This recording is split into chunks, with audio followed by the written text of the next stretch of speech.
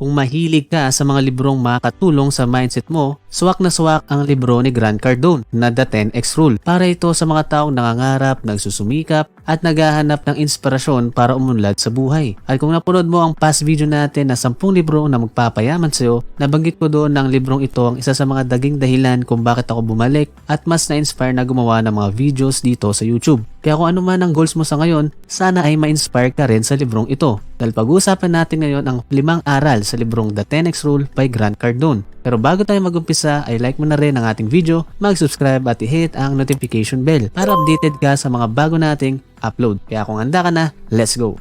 Number 1, i-times 10 ang lahat ng gagawin. Ibig sabihin, kung may goal ka, dapat i-10x mo yun. Kaya kung ano man ang goal mo sa ngayon, dapat naka 10 times yan. Aim higher, kumbaga. Halimbawa, let's say na ang short-term goal mo ay makaipon ng 5,000 pesos bago matapos ang taon.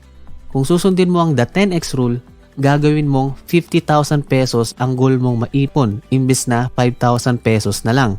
Huwag mong i-underestimate ang kaya mong gawin. Set massive goals, sabi nga ni Grant Cardone. Pero I'm sure iniisip mo na, paano kung hindi na realistic kung ita-times 10 mo pa yung goal mo? Baka hindi mo na ito magawa.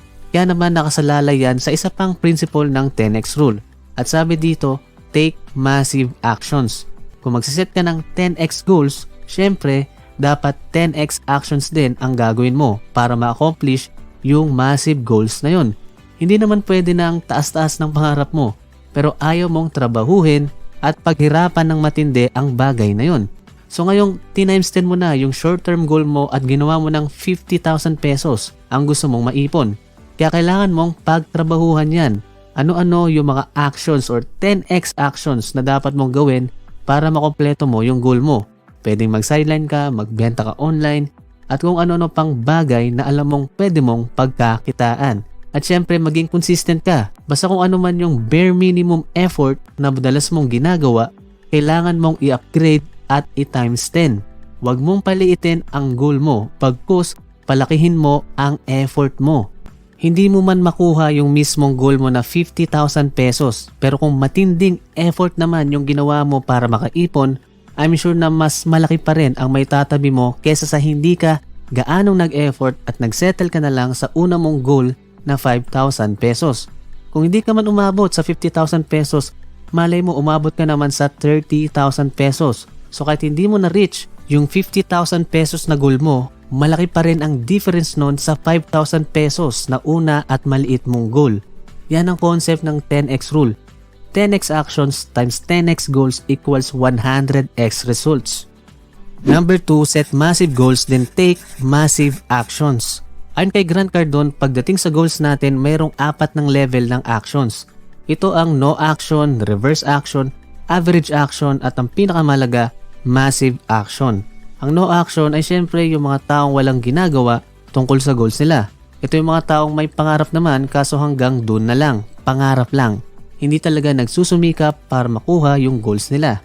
Ang reverse action naman ay yung mga taong madalas nagsisimulang pagtrabahuhan ang goals nila pero kapag nahirapan, tumitigil at sumusuko rin. Kaya ang ending, hindi rin nagagawa yung mismong mga goals nila. Next ay average action. Maraming tao ang nasa level na ito. Ito yung mga taong kumikilos naman at pinagtatrabuhan yung goals nila. Pero sakto lang, halimbawa may trabaho ka naman at nakakaipon ng kaunti. Pero hanggang dun lang ang ine-exert mong effort. Hindi ka na naghahanap ng other sources of income o kaya hindi ka na nag-e-effort kung paano pa mas mapapadali ang pagkamit ng mga goals mo. And lastly, ang pinaka-importanting level ang massive action. Ito yung sinasabi ni Grant Cardone na 10x actions.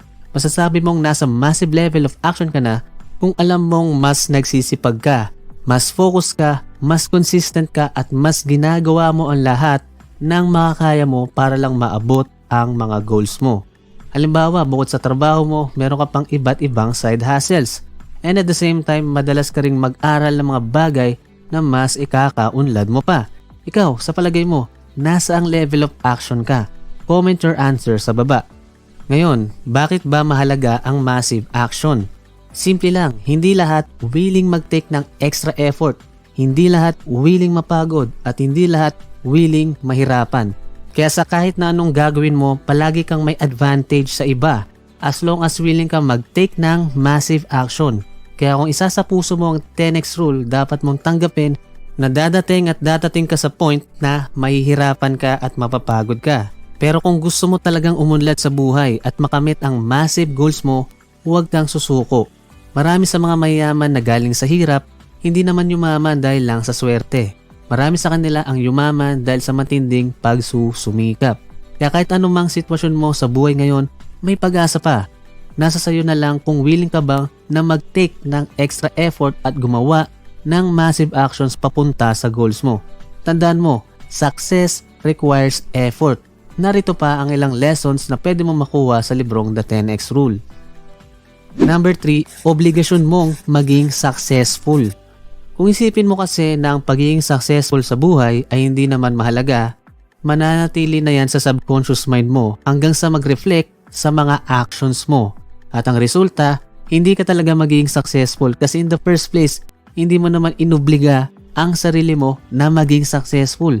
Sabi ni Grant Cardone, kung gusto mo talagang magbago ang buhay mo, isipin mo ang success bilang isang obligasyon, responsibilidad at pangako mo sa sarili mo na gagawin ito. Lalo na kung ikaw yung tao na maraming pangarap, hindi lang para sa'yo, kundi para rin sa pamilya mo. Mas itanim mo sa utak mo na gagawin mo ang lahat para maging successful ka. May kaibigan nga ako na ganito ang mindset, napakasipag at halos lahat na ata ng trabaho at pagkakakitaan ay pinasok.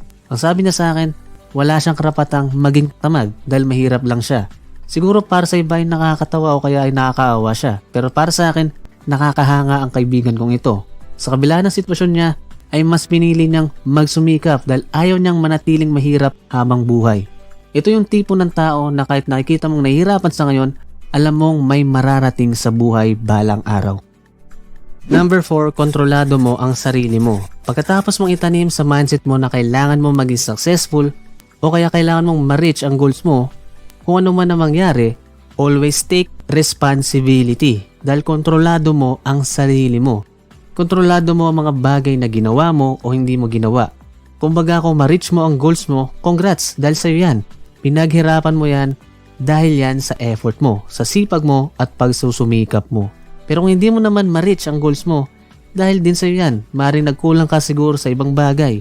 Hindi ka naging consistent o hindi sapat ang effort na ginawa mo. Mapasuccess o failure man yan, ikaw ang dahilan yan, hindi ang magulang mo, ang ekonomiya, ng gobyerno, ng Diyos, o kahit sino pa ang namumuno sa bansa. At the end of the day, ikaw pa rin naman ang kikilos para sa sarili mo para umasenso ka. Hindi lagi itong nakasalalay sa iba. Most of the time, hindi ka naman bibigyan ng ibang tao ng libreng bagay or naaasa ka na lang sa kanila. Kung magkakaroon ka ng mindset na ganito, mas malaki ang chance mo na maging successful dahil alam mo sa sarili mo na sa'yo nakasalalay ang sarili mong kinabukasan. At number 5, hindi pwede ang pwede na. Sabi ni Cardone, ang mundo ay puno ng mga average people. Ito yung mga taong kontento na sa pwede na. Pero sabi sa librong ito, kung gusto mong umunlad ang buhay mo, dapat hindi ka lang magsettle sa average lang. Dream more and push yourself to do more. Wala raw mangyayari sa tama lang at pwede na.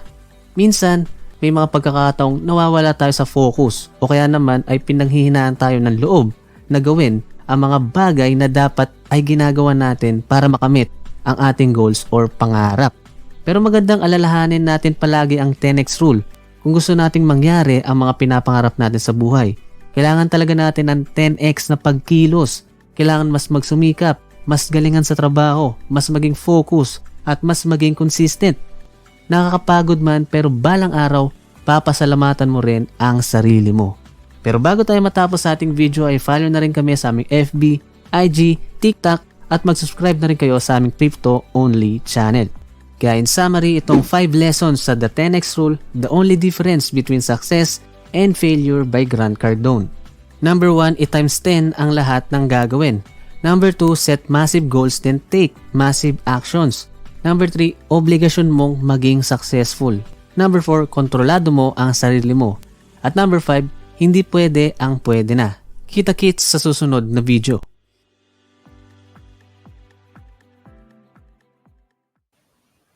Maraming salamat sa panunod nito. Kung natuto ka, ay dapat kang mag-subscribe at pakiclick na rin ang bell upang ma-notify ka pa sa mga susunod pang mga videos.